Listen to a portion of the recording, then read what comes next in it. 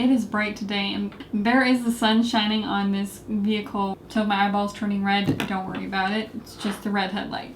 So today we're going to be talking about how to use paper, how to stay on track. Because I don't use a to-do list most of the time. I only use a to-do list when things start getting really complicated in life. If I need to go on a trip or I'm procrastinating a lot, then I grab my to-do list because it's going to get out of control and I need to get ahead of that. So if I need it right in my face because I need to get to the post, there it is.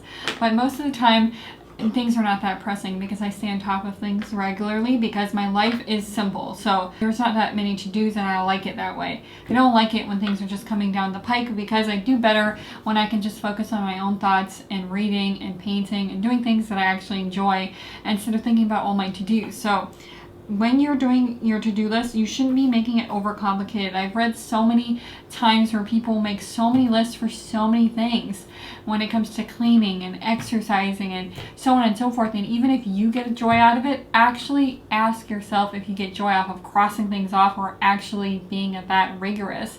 But even if you get joy off of it, other people may not enjoy keeping up with that pace. That is just a very rigorous pace and very few people are like that. And I have not tried to be like that. I have not tried to have a meticulous exercise, eat one avocado and a strawberry.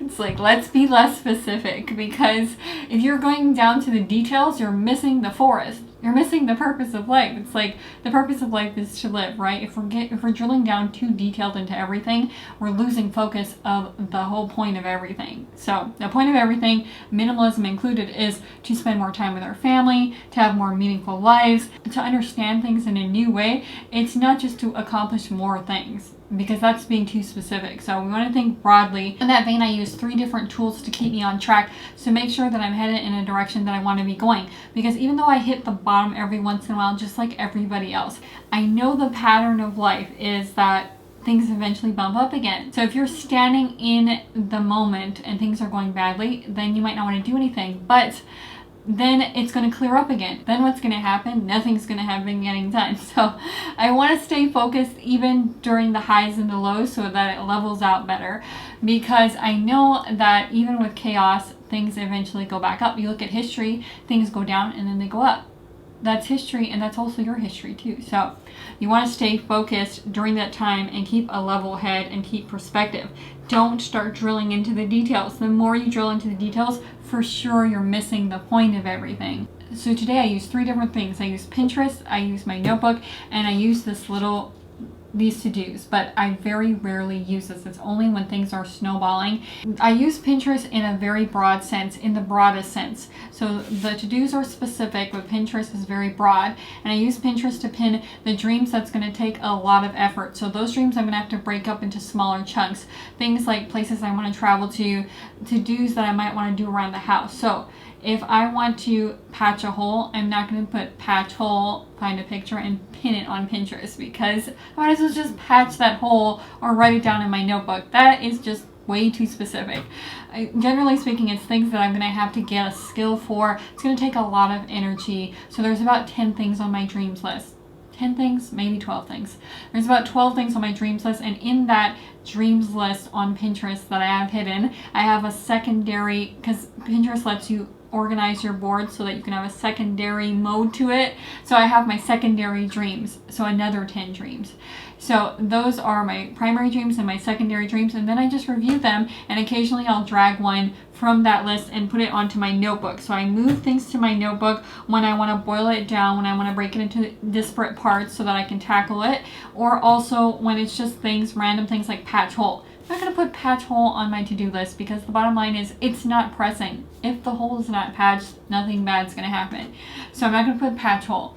And another reason why I can get away with very little to-dos is because I almost do everything myself and I don't make appointments, because if you have a lot of appointments, then you're going to need a lot of calendars. But I will move things to my notebook that I need to get to, and they're more specific, not as specific as to-dos, because to-dos are things that are urgent. I have to get to before I travel, or I have to get to because I've been putting it off. But on my notebook, I'll have a list of things that I want to buy. Again, that's something you can put on Pinterest. You can put a board of to buy, and you can make it in your dreams board. You can make a secondary thing in there. So you can divide up your boards like that. So you can have it all in one place just so you have a general direction. But the most important tip is that you curate all of your dreams. You curate the things that you want for your wardrobe. You know who you are and where you're headed and what's for you. And in the sense of not being closed-minded, keeping an eye open for things and considering things, but not being so scattered, because that's a sure way to divide and conquer yourself. For instance, if you're going to go traveling to Egypt or something like that, you don't just want to have travel to Egypt written down. There's a lot of steps that go into that. You're going to have to break it down onto your notebook. So that's what your notebook is for. But regardless, whether it's my to-do list or it's my notebook or it's my Pinterest, I carefully curate, because scattering yourself is dividing and conquering yourself. That is the sure way to wear yourself out. So surrounding yourself by people and by literature that supports the things that you're going for is very important, because those people that are going for similar things as you have a lot in common with you. So their advice is going to be more in line with what will work for you. It's really good because it keeps you encouraged and it keeps everybody on track. If you don't want to divide and conquer all of your energy scattered out in a million different directions, the easiest way to divide and conquer yourself is one, want a million things or want things to be perfect. Or two, getting into specifics. As soon as you start going into specifics of things, in your mind especially, but anytime you start going way too specific with things, that's when everything starts to untangle. Because you're unraveling everything and not seeing it in whole, in the sense of there's bad parts of life, there's good parts of life, there's bad parts of people, there's good parts of people. But the whole of the situation is what we need to be looking at. And the minute that you start drilling down into specifics, even in decluttering and even in organizing, that's where you're losing focus, because now you have a to-do list and it's so specific that when you wake up in the morning, you have everything mapped out. Is that really living? Are we losing the whole point of living? And when you have your organization, you have your binder and it's divided into so many little categories, is it really being organized when you have so many folders?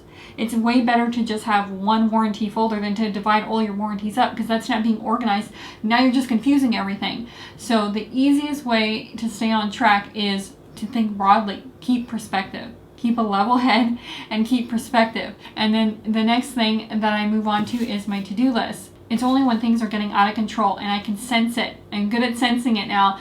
Things are getting out of control. I'm about to go on a trip or I've been procrastinating. I don't even hesitate to grab my to-do list. I want to have free time for myself and relaxation and time to create, and not just have brimming with to-dos. The season, it comes and it goes. You have a lot of to-dos and then it dies down. So when all the to-dos are piling up, you want to keep a level head. You want to throw out as many as you can. Keep a level head, get through them, and know that it's going to go back down.